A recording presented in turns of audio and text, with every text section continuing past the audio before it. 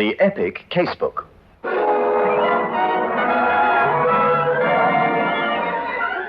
In which Inspector Carr investigates.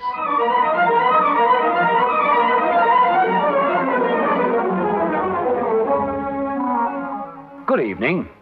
It will not have escaped the notice of regular listeners to my Casebook of Crime that there are clearly defined organizations to deal with matters of British security. Now, when I say security, I don't just mean it in its generally accepted sense, that is, safeguarding the military and political secrets necessary to a country's defense. I mean security in all its ramifications.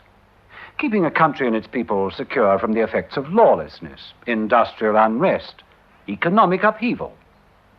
From time to time, my stories have featured the ramifications of MI5, or the Special Branch.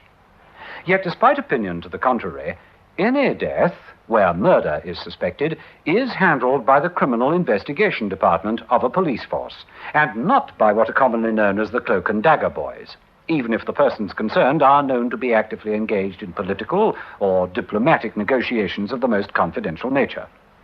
Why all this? Because the story I'm going to tell you tonight concerns the death of someone who, in his lifetime, became one of Britain's most distinguished Foreign Office officials. His name was Sir Rowland Makepeace. I've called my story The Threads of Death.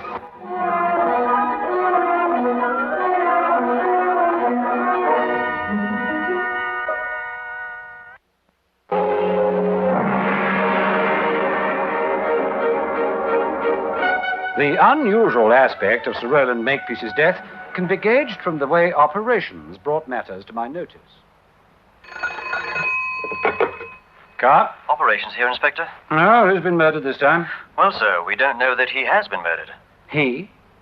Who in the name of goodness is he? And if a murder hasn't been reported, why are you telephoning the duty officer of the murder squad? Well, sir, it was first reported to the Foreign Office. Foreign Office? Yes, sir. We've just had a Mr. William Banbury from the Foreign Office on the line. He's coming down to see you, sir. Mr. Banbury, is he? That's right, sir.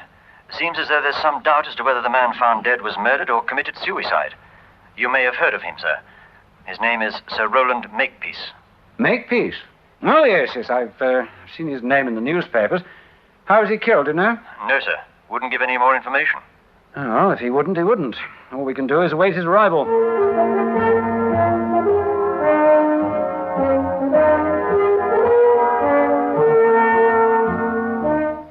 Mr. William Banbury could not have been bettered as the epitome of the British Foreign Office official.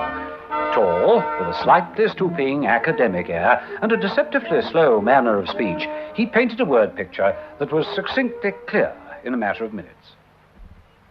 A servant found Sir Rowland hanging from a rope less than 30 minutes ago. Now, Inspector, there's nothing to indicate that he was murdered. Without going into the whys and wherefores, I must tell you that Sir Rowland was head of our Eastern European Division and was on the point of preparing a memorandum that would profoundly affect the member states of the North Atlantic Treaty Organization. Mr. Banbury, you wouldn't have got in touch with Scotland Yard unless you yourself were pretty certain that this gentleman was murdered.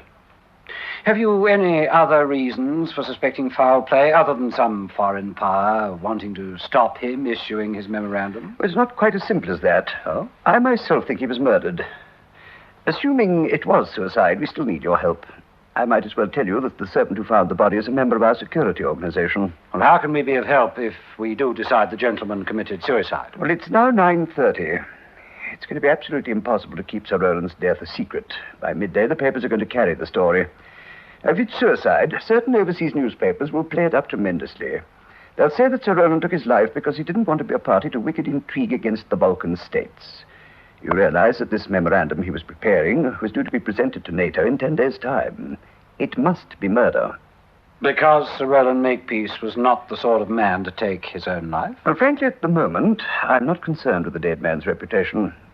Inspector Carr, we want it to be murder.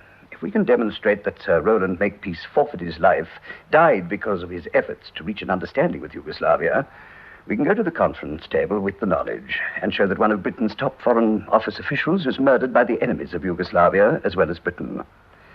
On the other hand, if by then the inquest brings in a verdict of suicide, the ground will be cut from under our feet. Can't you prevent the inquest? Impossible to do. I wish we could. But the law says that an inquest must be held within a reasonable space of time after death. If we break the law, the boys on the other side will play that up too. Get the message? Loud and clear. Except for one thing. Supposing I investigate his death, and my conclusions are that this gentleman took his own life. What happens then? We at the Foreign Office will have to bow to the inevitable. I'm hoping and praying it is murder. Well, we'd better get cracking. I assume you've brought me all the relevant facts concerning Sir Roland's age, background. Of course. I've got his personal security file here. Good. You'll find ample reasons for rejecting the theory of suicide. He was a man in late middle age, a charming wife, 3 married children, 5 grandchildren. Was completely integrated in every way. No financial worries? Gambling, anything of that sort? None. Okay. What's the address? 106 Ensley Gardens, Knightsbridge. Who's in the house now? In other words, who knows of Sir Roland's death? No one except Lady Makepeace and the household staff. Local police haven't been brought in? No, you see, 2 of his staff are highly trained security men with an elementary knowledge of first aid. Sir Roland was dead when they cut him down. Who cut him down? The butler. All right, Mr. Banbury, leave it to me. This is the very first time in my checkered police career that I'm going to the scene of a death hoping that the person lost his life because of a deliberate act of murder. Have you sent anyone from security? Yes, there'll be a chap outside, Miller. He'll meet you and take you in. I don't want to arouse more curiosity than necessary, but I have to arrange for fingerprint experts, photographers. Of course, the body will be examined by our own police surgeon. Of course. And one other thing. Mustn't take this amiss. While I'm in charge of the investigation, I am in charge. In other words, I don't want any of your plainclothes men coming up to me and flaunting MI5 cards. Security or no security, the scene of his death will be my zone of investigation, and I will give the instructions, right? Perfectly right. Just one last thing. Where was the body found? In his study. Excuse me a moment. Yes, Inspector? My compliments to the senior police surgeon. Tell Dr. McPherson that an extremely urgent case has cropped up. Would he meet me at transport in 5 minutes? Very good, sir. Well, I'll get back to Whitehall. Terrible, terrible business. If you need me urgently, Sir Roland's valet will get me on the special line. Special line? From their residence to security. Oh, right. Thank you very much. If I need you, I'll call on you.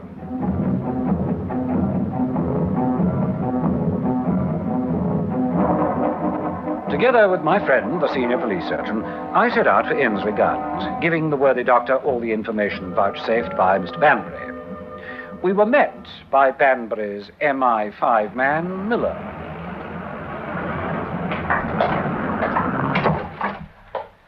Study's on the right, gentlemen. You're Inspector Carr, I take it. Yes, that's right. This is Dr. McPherson, senior police surgeon. How do you do? Lady Makepeace is resting. Poor woman, she's quite distraught. I gave instructions that no one was to touch anything. That's the study. Oh. Now then, let's check our watches. What time do you make it, Mac? 10 minutes past 10. You, Miller? Ditto. Do you want me to get the estimated time now? Yes, Mac, and try not to touch the clothes.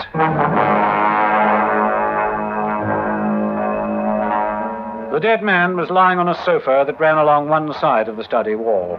In the center of the high ceiling was a chandelier, baroque in its splendor. From it dangled a thin nylon rope. About 2 feet away was an overturned occasional table. Well, he seems to have taken the precaution of removing his jacket and tie. I'm afraid I'll have to loosen his collar. Well, there's no reason why you shouldn't. It was the rope, all right, wasn't it? There's a pretty ugly wheel. Not the sort of thing one wants to look at 10:30 in the morning. It looks suicide, all right. But why remove the jacket and tie? And why not the shoes? I should have thought that it would be suicide, particularly the meticulous sort of individual Sir Roland appears to have been, would have removed his shoes before stepping onto what looks like a highly expensive and beautifully polished table. Look, Mac. Look at that dried mud in his shoes. It was raining cats and dogs all night. I don't know.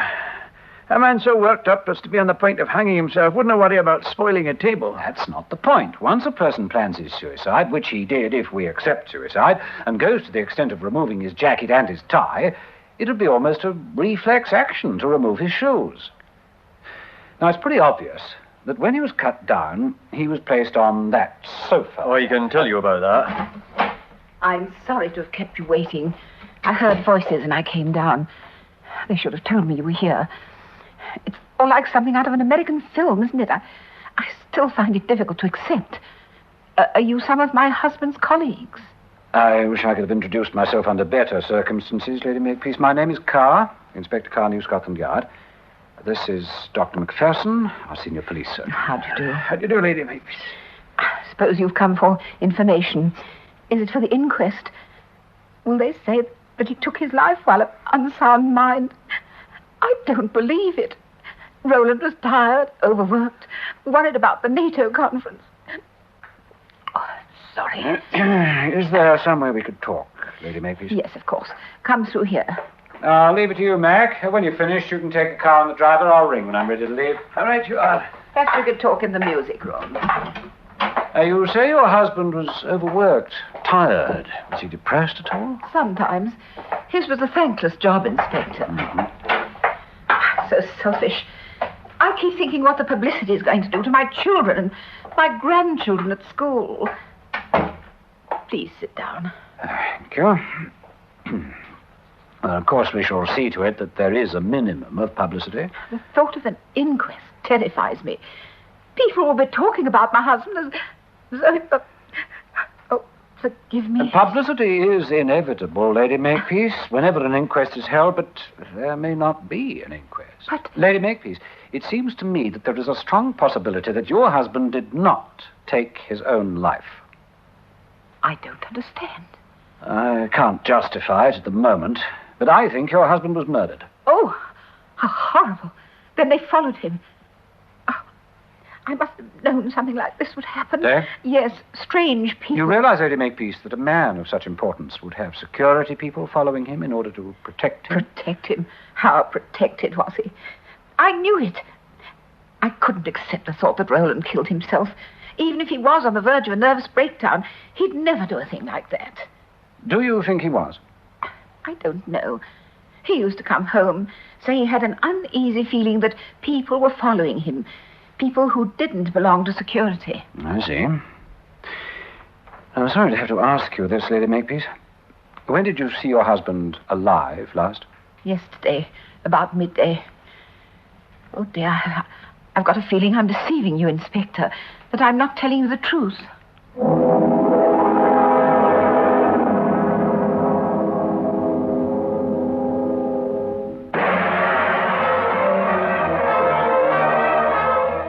I gazed at the grey-haired lady sitting upright in her chair and wondered whether she was holding something back, something vital to my investigation. Why did you use the phrase, not telling me the truth, Lady Makepeace?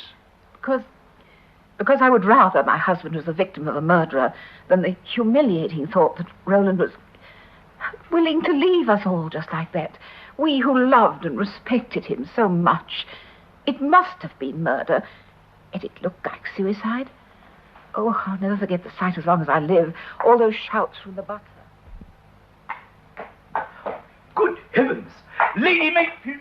Lady Makepeace! My lady, come quickly! What on earth's the matter, Hobson? It's Sir Roland. He's hanged himself.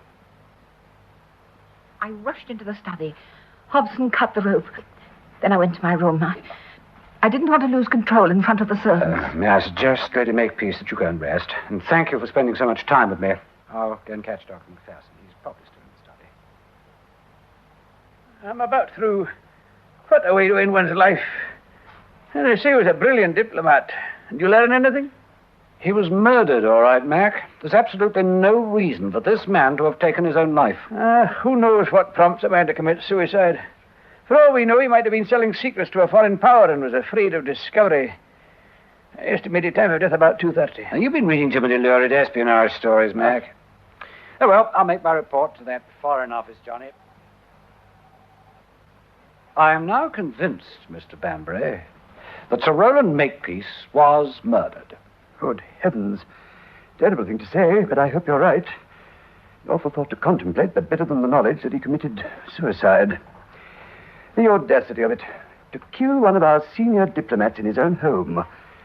I'll notify security and let them take over. Why? If you remember, I took on the investigation under the strict condition But that now it's different. Our special branch... The circumstances are not different at all. You've placed me in charge, and I'm far from finished. But I never give up halfway through an investigation, Mr. Banbury, and I don't propose to start doing so now. But what about the inquest? I'll give certain evidence and convince the coroner and jury that Sir Roland was murdered by some person or persons unknown.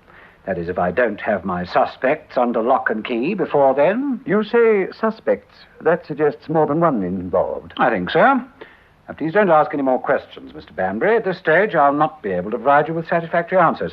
But I will in due course. Never fear.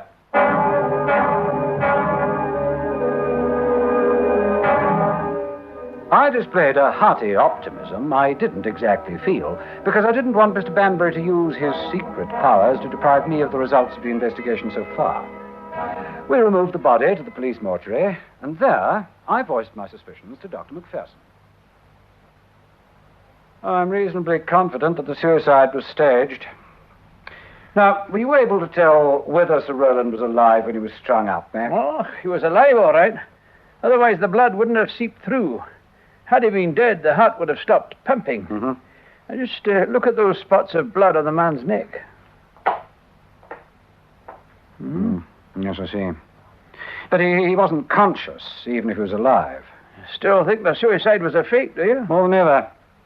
Now, be a good chap. Have another look at his scalp. Right. Must have been stunned or chloroformed or something. Just a minute. Stunned. Stunned? Aye. Run your fingers over the back of his head. All right. Yeah. You feel that bump? Hmm. Well, I should have noticed that before. Oh, nonsense. Not with that thick mat of grey hair. Recent bump? There's no question about it. If that was an old... No, he could have hurt his head days ago. The bump would have subsided. He was hit less than 24 hours ago. I'd stake my reputation on it. Don't. Save it for the inquest. You're a great guy, Mac. I think I'll go and have a word with that butler. Do you live on the premises, Mr. Hobson? Yes, I do, sir. I and my wife, who acts as cook general, occupy the 2 attic rooms. And did you hear anything at all during the night? Well, I awoke at about 1 or so. I thought I heard a taxi. Why taxi? Why not an ordinary car? Because I heard a voice say, thank you, and then the taxi drove off. Tell me about the Makepieces. Were they happily married? Devoted to each other, sir. All right, Mr. Hobson. I want you to tell me exactly what happened. You shouted, Lady Makepeace, come quickly, Sir Roland has hanged himself. Yes, that's right, sir. And then what happened? I rushed to get a knife and cut the poor gentleman down. Did you knock over the occasional table? No, sir. Now, according to your statement, apart from putting Sir Roland on the sofa, you didn't touch anything. No, I did not. Who notified the police? The chauffeur, Patterson, did. All right, thank you. Oh, is there anything else you can tell me? Well, what is there to say? Well, nothing at the moment. Thank you. Taxi, you say? You want a general call for a taxi driver who dropped a fare at 106 Ensley Gardens. Very good, Inspector. Yes, I want you to get through to the Foreign Office, too. Find out what time Sir Roland Makepeace left Whitehall and what transport arrangements were made by security. Right, sir. Quickly as you can. Yes? Can I come in? Oh, just the man I want. Oh, please do come in, Mr. Banbury. I was about to telephone you. Any news? Plenty. Sit down. Thank you. It's now a foregone conclusion that Sir Roland did not commit suicide. In my opinion, the murderers had nothing to do with the machinations of some foreign power. But that's incredible. I mean, who... Well, never mind that now. According to Lady Makepeace, her husband was working under such pressure that he had a room at the Foreign Office where he occasionally stayed the night. Yes? Excuse me. Yes? I telephoned Whitehall, sir. Security says Sir Roland telephoned his wife at about 9:15, telling her that he would be staying the night at the Foreign Office in order to complete the memorandum on the Balkan Conference. Mm-hmm. However, he called for a Foreign Office car at 2:15. I see. Thank you. Did you know that Sir Roland was due to spend last night at the Foreign Office? I saw him there at 10 o'clock. He told me that if he didn't complete his memorandum, he'd work through the night. But he obviously didn't do so. It's less than 10 minutes from Whitehall to Ensley Gardens. That means that the driver dropped him at about 2:25. Unless... Well, let's see what happens about the taxi. So, This is your statement, Mr. Baines. Oh, would you care to read it through? All right, sir. In response to a telephone call received at a taxi rank at the corner of Brook and Sackville Streets, I proceeded to 18 Cadogan Square. I rang the bell. A gentleman answered immediately and asked me to take him to 106 Ensley Gardens. We arrived at the destination at approximately 1:20. He paid me off, and I drove back to the rank, and that's all I know. Thank you very much, Mr. Baines. Sergeant, we're calling on 18 Cadogan Square. In the meantime, get through to control, find out if the occupant of the flat is home. You, Mr. Baines, will come with me for purposes of identification. I'll see that you're suitably recompensed for a lot of time.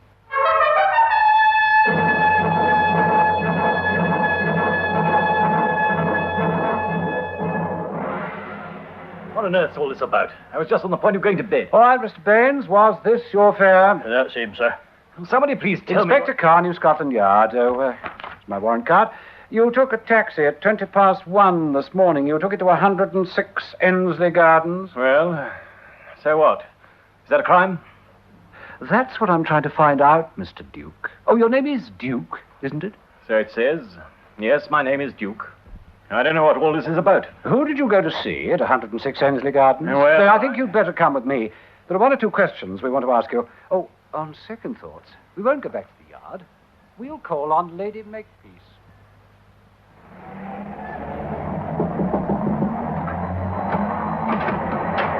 Sorry to have had to telephone you at this atrocious hour. You didn't waken Lady Makepeace, I trust? You said it was unnecessary, sir. Mr. Duke. Hello, Hobson. Won't you come through, gentlemen? Thank you. Let's go into the study, shall we? Did you let Mr. Duke in last night, Hobson? Last night? No, sir. I didn't see Mr. Duke last night. Through here, gentlemen. When did you see Mr. Duke last? I've only seen this gentleman once or twice. Why, sir? Got your own key, Mr. Duke? This is nonsense. Key? Who let you in? Well... Oh, come on, Mr. Duke. You said you called round last night. Mr. Hobson, the butler, was asleep. Who let you in? Rosalind. Lady Makepeace. My compliments to Lady Makepeace. Would you come down, please? Sir. Do as I say, as a good chap. Very good, sir. Duke. Your face is familiar to me, Mr. Duke. I suppose I'm permitted to ask what this is all about. Don't tell me you haven't read in the newspapers that Sir Roland has been found dead. I heard it on the radio. Then why do you want to know what it's all about? What do you think I'm doing here? Well, I'll be... Flash, Duke. I haven't seen you since you used to work the boats.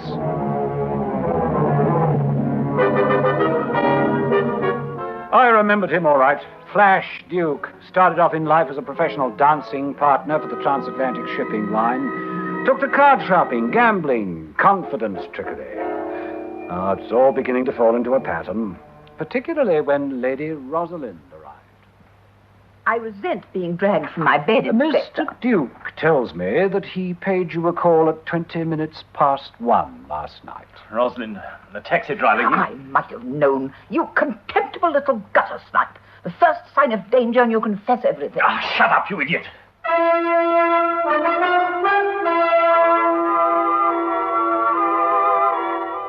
But the damage was done. I arrested them both. Poor Sir Roland Makepeace. While he was busy serving his country, this charming grey-haired grandmother was being escorted by Flash Duke. Whether he hit Sir Roland with a blackjack on impulse, as he said in the trial, and then strung the husband up in order to fake a suicide, or whether the whole thing was premeditated from the beginning in order that Lady Makepeace should inherit Sir Roland's not inconsiderable wealth, was not clearly established.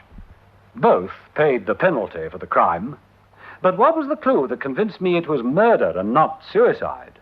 Not sure.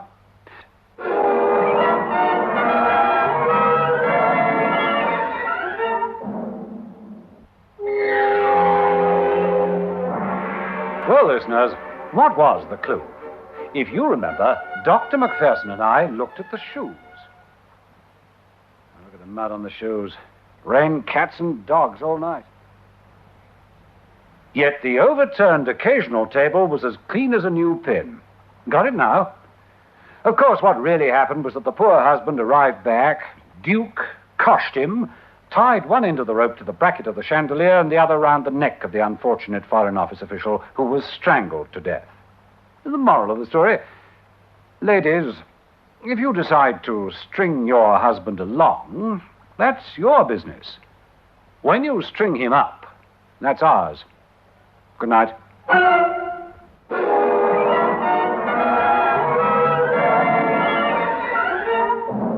The epic Casebook was produced by Michael Silver with Hugh Russ as Inspector Carr.